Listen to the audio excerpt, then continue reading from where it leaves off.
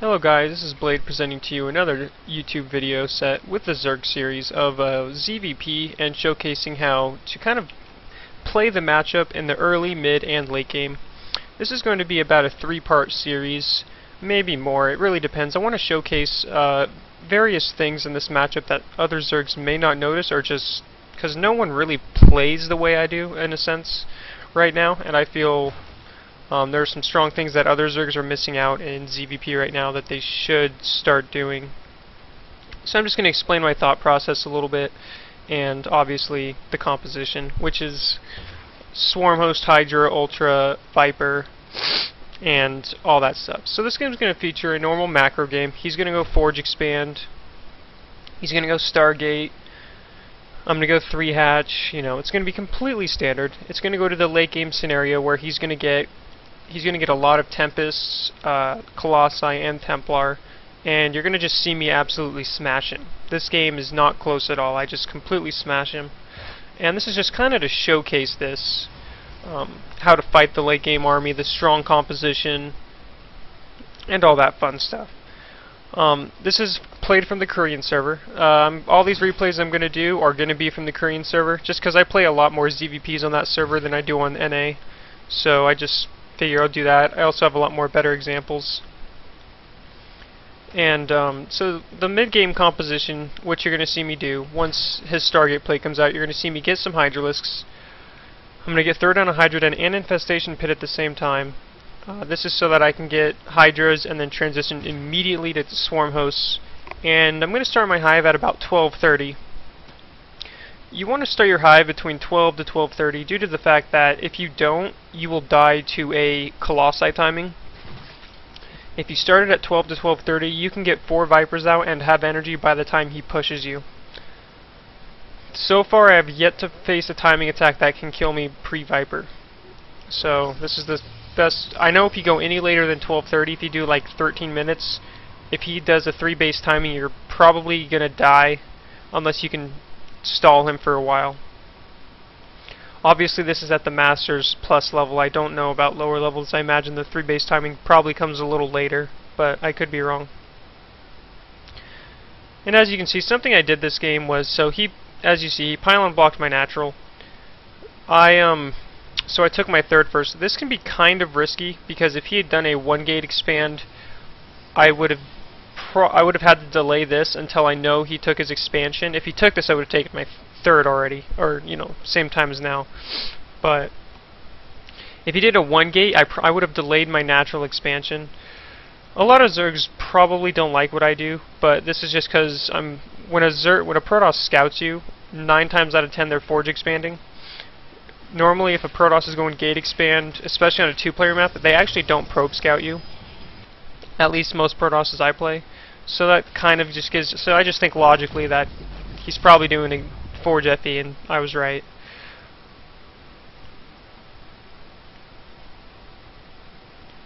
So as you can see, I'm just kind of droning up. He's doing Forge expand. My Overlord's going around, and something I forgot to showcase was so my second Overlord. I guess technically my first one that I made. Pretty much the one you make on 9 supply. You'll notice I rallied it here, and then I rallied it over here. Or you probably didn't notice it this game, but it's something I do in ZVP and ZVT, and that's because this is the common place for proxy racks or a proxy gateway. If you do that with the Overlord, you will see the gateway. You will see it before the gateway even starts morphing, and same with the racks. And this will just give you a free win. There's been many times where I've done this, and I mean, there's quite a few games now where I've done that, and it's given me free wins. And I put the Overlord here because I want to see his third timing. Also, if I want to sacrifice it at some point. This Overlord I just kind of been poking around a little bit, and I'm going to sacrifice him at about 6:30. So I'm just kind of droning up. I have 2 queens.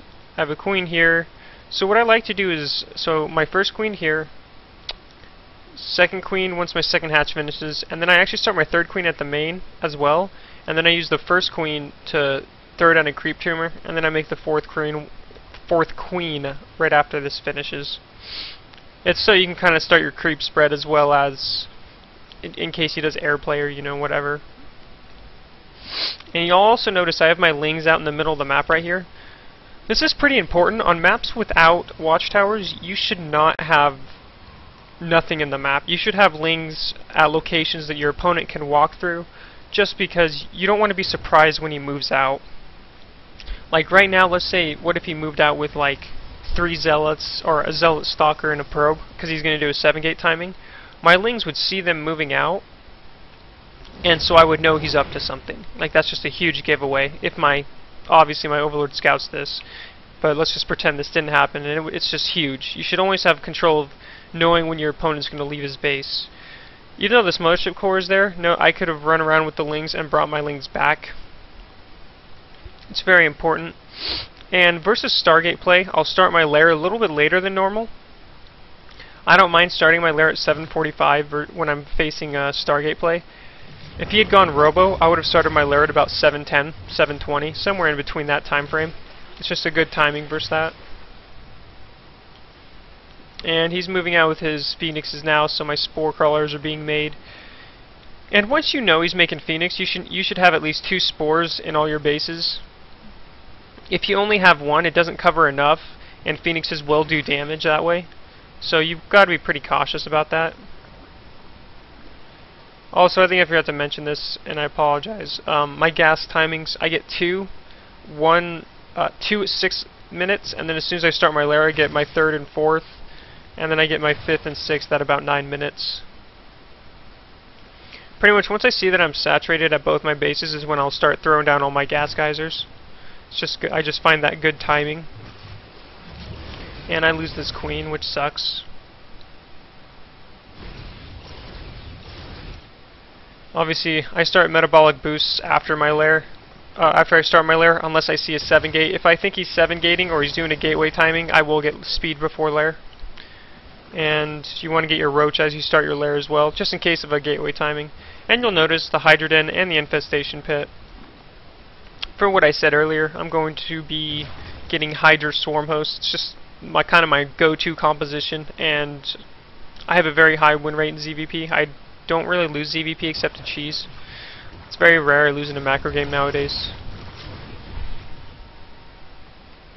So, even versus players that know I'm going to do that. So he's taking his 3rd. I'm being annoying with this Overlord. Since I saw the Stargate, obviously there's no reason for me to sacrifice this one. So I just spread creep here. Be annoying, because it delays his 3rd a little bit, because he has to kill the Overlord.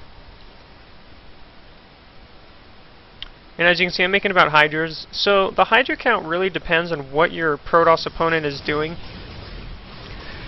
For example, if he only makes 4 Phoenixes and that's it, and you don't see any other air, you only need about 10 Hydras, 12 at the most. But if he's making like 6 Phoenix, you want more than that. And if you're seeing he's continuously adding Void Rays, you obviously want to add more than that too.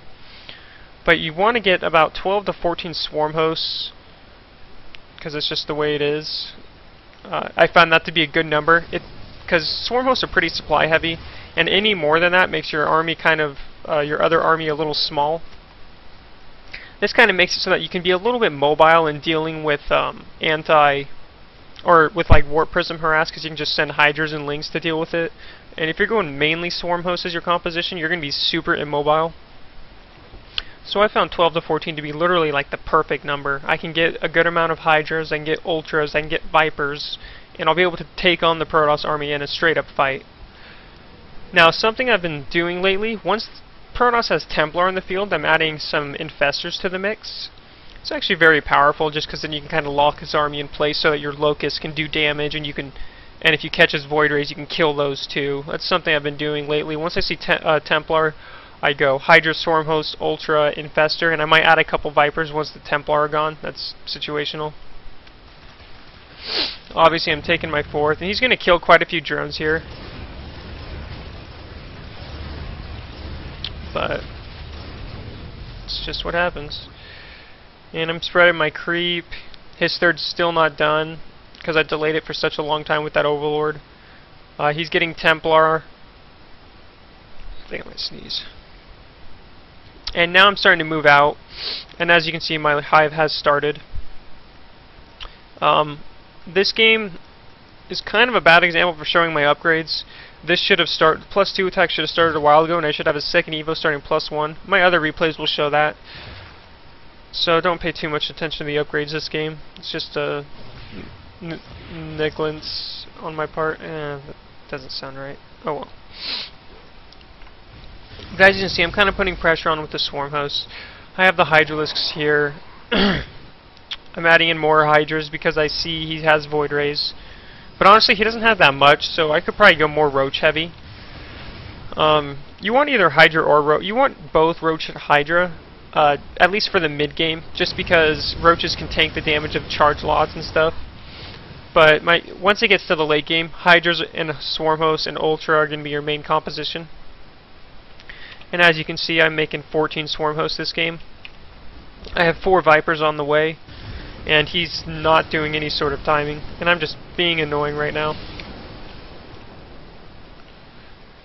And you obviously want to start adding spines and spores. I already have the spores from before, but you want to have spores and spines in your bases just so that you can deal with Warp Prism Harass. You'll notice I'm going to start adding those just because Warp Prism Harass is very powerful. And obviously I can't really break this yet. I'm waiting for the Vipers to get the energy. Once Vipers get the energy, you can kind of start pushing and being aggressive. And as you can see, the Ultra Cavern, +2 and +1 are coming. A lot later than they should be, but that's kind of the timing on my upgrades. I get +1 range during my transition to Lair, then I get +2, and then I start +1 here, and then I go Hive, and I get +2, +3, and then I'll go +1 melee, +3 carapace. It's kind of the order of my upgrades right now. And as you'll notice, he's adding in more Stargates, and he's starting to add in the Tempests. And Tempest, along with his Colossi, and soon to be his Templar. This is the composition that most Zergs are, at least that I see on the forums, are complaining about a lot. I literally don't lose to this composition. It's very rare, and so this is just, like I said, I'm going to have a few videos in a row showcasing this, just to kind of showcase on how to beat this composition. Now, as you know, Hydra. I need to do an engagement now because obviously I don't have supply for Ultras or anything, and I have a bank. So I'm going to start being aggressive. I'm going to start yanking the Colossi. As you can see, abduct 2 abducts, kill both Colossi. He has Templar on the field. It takes some storm hits, but that's okay. He's adding in the Tempest, and now I have the supply for 4 Ultras. And you'll notice again spines at my bases. Adding in spines here. Took my 5th. Swarm Hosts allow you to tech and expand, so don't forget that. You can tech and expand pretty freely. And as you can see, I'm just putting on pressure. 4 Ultras, few Hydras, lots of spines on the way. And I'm just kind of containing him. I'm making sure he doesn't take a 4th. I'm making sure that that's not very possible for him. Notice how I know this harass is coming before my spines are finished, so I send Hydra Ling, and I keep my Swarmos here. Now this is dangerous for me, because if he pushes out right now, he could kill these if I wasn't paying attention. But you should always be paying attention to these. You would, if he starts pushing out, you uproot these and get out of there until your whole army's together. Obviously, he didn't push out and take my moment of weakness, but I would have moved out anyway. You gotta baby the Swarm Hosts. And as you can see, he's getting a pretty good amount of Tempest with 3 on the way, or well, he keeps adding in 3. And he's got the Templar, Colossi, and I'm just kind of containing him. It's really, no, I can't attack into here. It's just attacking into a choke versus this army, no matter how strong my army is, just isn't smart. Those are one of the ways you can throw a game, is if you just keep throwing yourself into a small choke. Now, if you know you can kill him, do it. But right now, I know I'm gonna win this game. Like, I'm not worried about it. But still, you don't want to make a stupid mistake. It's just the safest way is to just contain him to his 3 bases, wait until he pushes out, kill the army, and then you win. You'll notice static defense. 5th, making my 6th, and he's going to start moving out soon, and abducts, killing both his Colossi. Now, the first army engagement, If he has a ton of air, you're not going to win the whole fight. You will kill his ground army, but his air will survive. But that's fine, because the ground army is really like the Templar, the Colossi. Those are the main units that you need out of the way. Once all those are dead, you can have a bunch of... You can rematch with a bunch of Hydras with some Ultras and keep your Swarm hosts alive, and then Infestors, and you'll just kind of crush his army.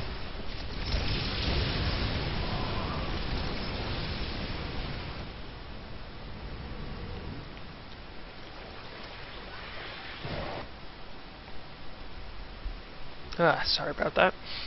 And as you can see, I'm just containing him to his base, spreading my creep, taking expansions. And he's kind of getting near the maxed mark. Again, Templar, Colossi, Tempest. He's trying to push in. I'm just kind of... And now I'm going to engage right here. Ultras are engaging, Hydras. And you'll kind of notice yanking his Colossi, killing his whole ground army, and now he just has Tempest left over. And like I said, he's gonna hold this off in a sense. He lost his whole ground army, he has no splash. I obviously have a big bank, and he's pretty much dead at this point. He has nothing to deal with these. So I'm just gonna remax. Since I see he doesn't have many Void Rays, I'm gonna do Corruptors and Hydralisks, and then with the Vipers.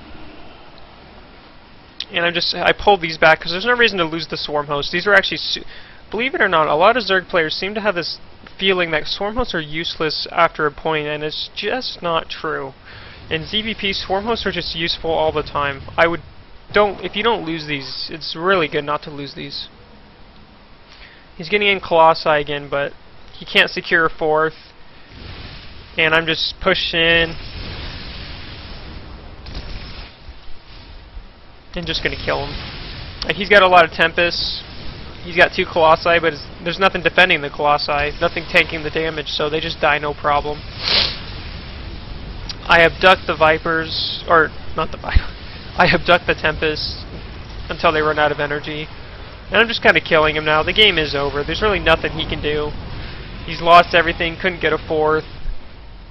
Got my Swarm hosts, more Ultras on the way, more Hydralisks. And that's really all it is right now. I mean, he's got some Archons, and and these Corruptors do die, but it doesn't really matter. He's pretty much dried up. He's mining off of one base. Okay, well, he's kind of mining off of this base, but he's mined out of his main. He's almost mined out of his natural. He's got no bank. I've got 7k, 4k. I'm maxed. 6 Ultras, Hydras, all that. There's really nothing he can do at this point. I'm going to abduct this last Colossi just to kind of finish it off, and bam, dead. So he's got a couple Archons, and that's game. So as I said, this is just a one-part series of about a 3 to 4 part series I'm going to show. I'm going to show a gate expand from the Protoss as well. I'm going to show a few more games showcasing this kind of style, as well as just transitions, how many you should have, how to engage certain armies. And if you want to know more or have any questions, you can put it on the Team Liquid thread or ask me on Twitter at Blade555. You can watch my stream at Twitch TV, Blade55555. And yep, that's about it. Thanks for watching, guys.